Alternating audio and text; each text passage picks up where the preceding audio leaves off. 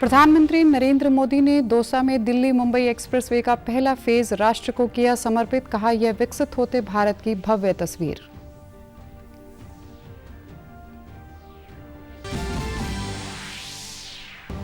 लोकार्पण कार्यक्रम में वर्चुअली जुड़े मुख्यमंत्री मनोहर लाल ने कहा, हरियाणा की संस्कृति को मुंबई के आधुनिकीकरण से जोड़ने का काम करेगा यह एक्सप्रेसवे।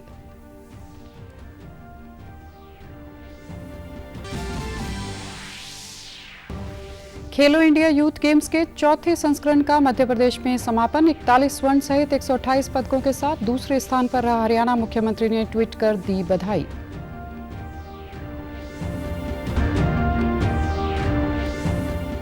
और मुख्यमंत्री मनोहर लाल ने ऑडियो कॉन्फ्रेंस से किया सूक्ष्म लघु एवं मध्यम उद्यमियों से सीधा संवाद। कहा, छोटे उद्योग ही बनते हैं देश की अर्थव्यवस्था को मजबूत करने का आधार।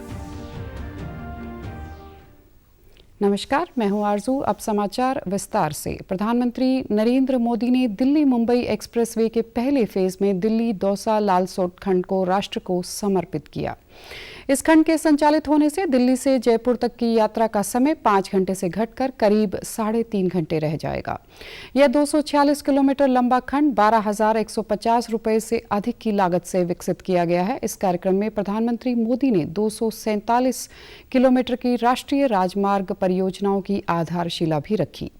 इस दौरान प्रधानमंत्री नरेंद्र मोदी ने कहा कि यह विकसित होते भारत की भव्य तस्वीर है। जब ऐसी आधुनिक सड़कें बनती हैं तो देश की प्रगति को गति मिलती है। दुनिया में ऐसे अनेक अध्ययन हैं जो बताते हैं कि इंफ्रास्ट्रक्चर में लगाई गई राशि जमीन पर कई गुना असर दिखाती है, कई गुना निवेश आकर्षित होता है। उन्होंने कहा कि इस वर्ष के बजट में इंफ्रास्ट्रक्चर के लिए 10 लाख करोड़ रुपए की व्यवस्था की गई है।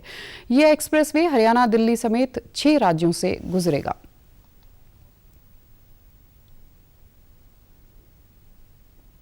आज दिल्ली मुंबई एक्सप्रेसवे के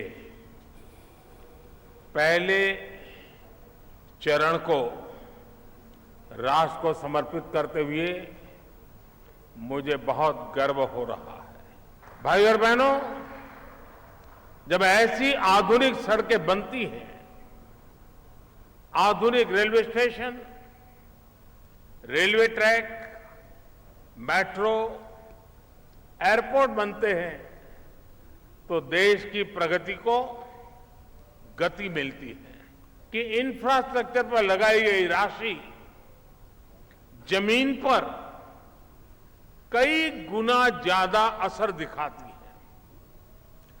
इंफ्रास्ट्रक्चर पर होने वाला निवेश उससे भी अधिक निवेश को आकर्षित करता है। बीते वर्षों में 50,000 करोड़ रुपए से अधिक दिए गए हैं। इस वर्ष के बजट में तो हमने इंफ्रास्ट्रक्चर के लिए 10 लाख करोड़ रुपए की व्यवस्था की है।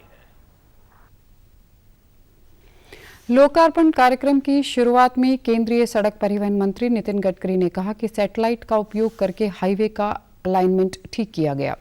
इस तकनीक की मदद से दिल्ली से मुंबई के बीच 275 किलोमीटर की दूरी कम की गई है। उन्होंने कहा कि जयपुर दिल्ली के बीच इलेक्ट्रिक केबल भी डाली जाएगी ताकि इस रूट पर इलेक्ट्रिक ट्रक और बसें भी चल सकें। उन्होंने दावा किया कि हम 2024 के समाप्त होने से पहले भारत में सड़क का ढांचा अमेरिका के बराबर कर देंगे। पार्ट का आज उद्घाटन आदरणीय प्रधानमंत्री के हाथ से हो रहा है।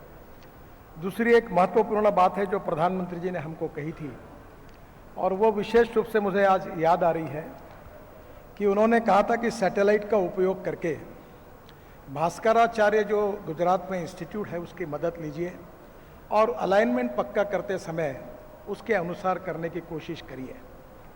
हमने गूगल पर भी गए, मैं खुद भी गया था और हमने इसकी अलाइनमेंट पक्की की और आज मुंबई से दिल्ली के बीच में 12% करीब 250 किलोमीटर डिस्टेंस इससे कम हुआ है। केंद्रीय मंत्री नितिन गडकरी, गजेंद्र सिंह शेखावत, केंद्रीय मंत्री जनरल वीके सिंह और राज्य मंत्री राव इंद्रजीत सिंह ने मुख्यमंत्री मनोहर लाल, उप मुख्यमंत्री दुष्यंत चौटाला के साथ गुरुग्राम में बने दिल्ली मुंबई एक्सप्रेसवे के कंट्रोल सेंटर का निरीक्षण किया। मुख्यमंत्री मनोहर लाल दिल्ली मुंबई एक्सप्रेसवे लोकार्पण के समय वर्चुअली इस कार्यक्रम से जुड़े। इस दौरान उन्होंने कहा कि दिल्ली से मुंबई का यह एक्सप्रेसवे केवल राज्यों को ही नहीं बल्कि हरियाणा की संस्कृति को मुंबई के आधुनिकीकरण से जोड़ने का काम करेगा। हरियाणा में बनने वाले उत्पादों को देश की बंदरगाहों तक लेकर जाना अब सुगम हो जाएगा। मुंबई तक लगभग 1380 किलोमीटर लंबा ये है। ये हरियाणा के एक बहुत बड़े भाग 129 किलोमीटर हरियाणा में से होकर के ये निकलता है। ये राजमार्ग केवल 2 बड़े शहरों को दिल्ली और मुंबई अथवा 5 राज्यों को जोड़ने वाला ही ये मार्ग नहीं है, बल्कि ये राजमार्ग जहां हमारी आर्थिक प्रगति को आगे बढ़ाने वाला है, वहां ये हमारी हरियाणा की जो सांस्कृतिक पहचान है, हमारा हरियाणा का देसीपन, उसको मुंबई के आधुनिकीकरण के जो हमारी महाराष्ट्र की संस्कृति है उसके साथ भी ये जोड़ेगा। मध्य प्रदेश में 30 जनवरी से 11 फरवरी तक हुए खेलो इंडिया यूथ गेम्स के चौथे संस्करण का कल समापन हो गया है। इन खेलों में महाराष्ट्र ने सबसे ज्यादा 161 पदक लेकर ओवरऑल चैंपियनशिप का खिताब जीता। वहीं हरियाणा 41 स्वर्ण सहित 128 पदकों के साथ दूसरे और मध्य प्रदेश 96 पदकों के साथ तीसरे स्थान पर रहा। भोपाल में आयोजित हुए समापन समारोह में केंद्रीय खेल मंत्री अनुराग सिंह ठाकुर और मध्य प्रदेश के मुख्यमंत्री शिवराज सिंह चौहान ने खिलाड़ियों की हौसला अफजाई की।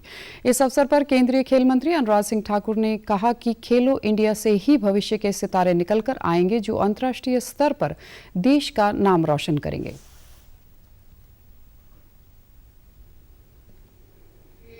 जिसका इतना भव्य आयोजन किया जाता है और भव्य ऐसे कि 5,812 खिलाड़ी और ऑफिशियल्स को मिलाएं तो 10,000 से ज्यादा संख्या थी, लेकिन मध्य प्रदेश ने शानदार इंतजाम किए थे। यही भारत की बेटियां आज खेलो इंडिया यूथ गेम्स में नए रिकॉर्ड बना रही हैं।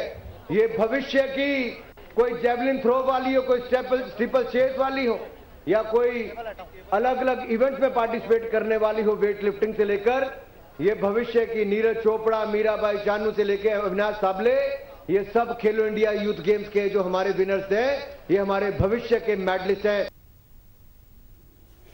केंद्रीय मंत्री ने कहा कि खेलो इंडिया यूथ गेम हो या खेलो इंडिया अभियान हो, युवा खिलाड़ियों को अपनी प्रतिभा दिखाने का जो मंच मिला है वह प्रधानमंत्री नरेंद्र मोदी की भारत के खिलाड़ियों के लिए एक बहुत बड़ी सौगात है। कि खेलो इंडिया यूथ गेम्स या खेलो इंडिया अभियान युवा खिलाड़ियों को अपनी प्रतिभा दिखाने का एक ऐसा मंच मिला है जो प्रधानमंत्री नरेंद्र मोदी जी की एक बहुत बड़ी सौगात भारत के खिलाड़ियों के लिए है।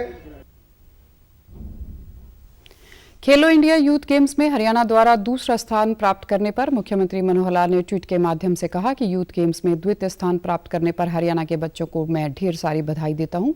प्रथम स्थान प्राप्त करने वाले महाराष्ट्र के साथ साथ इन खेलों में उम्दा प्रदर्शन करने वाली सभी युवा खिलाड़ियों को मेरी शुभकामनाएं एवं उज्जवल भविष्य हेतु आशीर्वाद। मुख्यमंत्री मनोहर लाल ने कल ऑडियो कॉन्फ्रेंसिंग के माध्यम से सूक्ष्म लघु व मध्यम उद्यमियों से सीधा संवाद किया। उद्योगों को बढ़ावा देने के लिए राज्य सरकार द्वारा चलाई जा रही योजनाओं के लिए उद्यमियों ने मुख्यमंत्री का आभार जताया। इस दौरान मुख्यमंत्री ने कहा कि भारत सरकार के महत्वाकांक्षी MSME क्लस्टर विकास कार्यक्रम की तर्ज पर प्रदेश सरकार ने राज्य मिनी क्लस्टर विकास कार्यक्रम तैयार किया है। इस कार्यक्रम के तहत सामान्य सुविधा केंद्र की स्थापना के लिए 90% अनुदान सहायता प्रदान की जाती है। इस समय प्रदेश में 25 मिनी क्लस्टर शुरू हो चुके हैं। इस योजना की भारत सरकार द्वारा भी सराहना की गई। मुख्यमंत्री ने कहा कि छोटे उद्योग देश की अर्थव्यवस्था को मजबूत करने का आधार बनते हैं और आज के समय में MSME आत्मनिर्भर भारत में अहम भूमिका निभा रहे हैं। उन्होंने कहा कि राज्य सरकार बड़े उद्योगों के साथ साथ सूक्ष्म लघु एवं मध्यम उद्योगों को महत्व दे रही है। इनमें कम पूंजी की जरूरत पड़ती है और अधिक लोगों को रोजगार मिलता है। मुख्यमंत्री ने कहा कि आज देश के कुल GST संग्रह में हरियाणा का हिस्सा 6% है और यह उपलब्धि MSME के सहयोग से ही प्राप्त हुई है। इसको माइक्रो स्मॉल मीडियम एंटरप्रेन्योरशिप कहते हैं। इसमें केंद्र सरकार भी एक बहुत बड़ा रोल अदा करती है और इस काम के लिए हमको सरकारी लोन ये भी उपलब्ध कराती है। स्टार्टअप्स को विशेष तौर पर हम सहयोग करते हैं। तो इस प्रकार के काम को करते हुए हमने अब पहले जैसे लघु उद्योग का और माइक्रो उद्योग की सीमाएं बहुत कम होती थी, माइक्रो उद्योग जिसको 10 लाख रुपए तक की सीमा का पहले वार्षिक टर्नओवर कहा जाता था, उसको हमने बढ़ा करके 5 करोड़ रुपए की सीमा कर दी है। इसी प्रकार लघु उद्योग को जो 2 करोड़ रुपए की सीमा थी उसको 50 करोड़ रुपए तक कर दिया है, और मध्यम उद्योग टर्नओवर ये सीमा भी 5 करोड़ रुपए से बढ़ा करके और 250 करोड़ रुपया ये कर दिया है। आज की डेट में हरियाणा का जो हमारा जीएसटी का रजिस्ट्रेशन है 4.5 लाख का जीएसटी का हमारा रजिस्ट्रेशन है, और इसमें अच्छी खुशी की बात यह है कि आधे से ज्यादा छोटे व्यापारी हैं। तो जो छोटे व्यापारियों ने इतना बड़ा रजिस्ट्रेशन कराया है, हमारा जो प्रदेश उसका जो उद्योग ये अच्छा फलता फूलता आगे बढ़ रहा है। संवाद कार्यक्रम के दौरान मुख्यमंत्री ने पंचायती राज संस्थाओं के छोटे कॉन्ट्रैक्टरों से भी बातचीत की। कॉन्ट्रैक्टरों ने मुख्यमंत्री का धन्यवाद करते हुए कहा कि राज्य सरकार द्वारा पंचायती राज संस्थाओं में शुरू किए गए नए कॉन्ट्रैक्ट सिस्टम सराहनीय हैं। कॉन्ट्रैक्टरों ने कहा कि इस नई प्रणाली से कार्यों के क्रियान्वयन में पारदर्शिता आई है और डिफेक्ट लायबिलिटी पीरियड से प्रोजेक्ट्स का तुरंत रखरखाव सुनिश्चित हुआ है। यहाँ सुन रहे हैं कि टेंडरिंग का खूब ढोल बजाओ, और ये जनता के हित में काम है, और जनहित में काम करने के लिए करप्शन को रोकना ये हमारा काम है, उसको अब कर रहे हैं। प्रधानमंत्री नरेंद्र मोदी ने दिल्ली के इंदिरा गांधी इंडोर स्टेडियम में महर्षि दयानंद सरस्वती की 200वीं जयंती के उपलक्ष्य में साल भर चलने वाला समारोह का शुभारंभ किया। उन्होंने उस समय प्रचलित सामाजिक असमानताओं का मुकाबला करने के लिए 1875 में आर्य समाज की स्थापना की थी, जब समाज के लोग धर्म को लेकर विभाजित थे। उस समय दयानंद सरस्वती ने संदेश दिया था कि वेदों की ओर लौटो, अर्थात उनका मानना था वेदों में ही जीवन की सत्यता है। इससे पहले प्रधानमंत्री नरेंद्र मोदी ने आर्य समाज द्वारा करवाए गए यज्ञ में गुजरात के राज्यपाल आचार्य देवव्रत के साथ यज्ञ में आहुति अर्पण की। महर्षि दयानंद सरस्वती के विचारों को समाज में आगे बढ़ाने के लिए प्रधानमंत्री नरेंद्र मोदी ने एक प्रतीक स्वरूप मिसाल प्रदान की। प्रधानमंत्री ने इस मौके पर कार्यक्रम को संबोधित करते हुए कहा कि महर्षि दयानंद सरस्वती ने वेदों के बोध से लोगों को अवगत करवाया और समाज को नई दिशा दी। दयानंद जी ने आगे आकर वेदों के बोध को समाज जीवन में पुनर्जीवित किया। उन्होंने समाज को दिशा दी, अपने तर्कों से यह सिद्ध किया, और उन्होंने बार बार बताया कि खामी भारत के धर्म और परंपराओं में नहीं है, खामी है कि हम उनके वास्तविक स्वरूप को भूल गए हैं। प्रधानमंत्री ने कहा कि महर्षि जी महिला सशक्तिकरण के प्रबल समर्थक थे। उन्होंने कहा कि ये बात दयानंद सरस्वती ने तब उठाई जब पश्चिमी देशों में भी महिलाओं के लिए समान अधिकार दूर की बात थी। महिलाओं के खिलाफ भेदभाव का खंडन किया, महिला शिक्षा का अभियान शुरू किया, और ये बातें 150 पौने 200 साल पहले की है। आज भी कई समाज ऐसे हैं जहां बेटियों को शिक्षा और सम्मान से वंचित रहने के लिए मजबूर करते हैं। स्वामी दयानंद जी ने ये बिगुल तब फूंका था जब पश्चिमी देशों में भी महिलाओं के लिए समान अधिकार दूर की बात थी।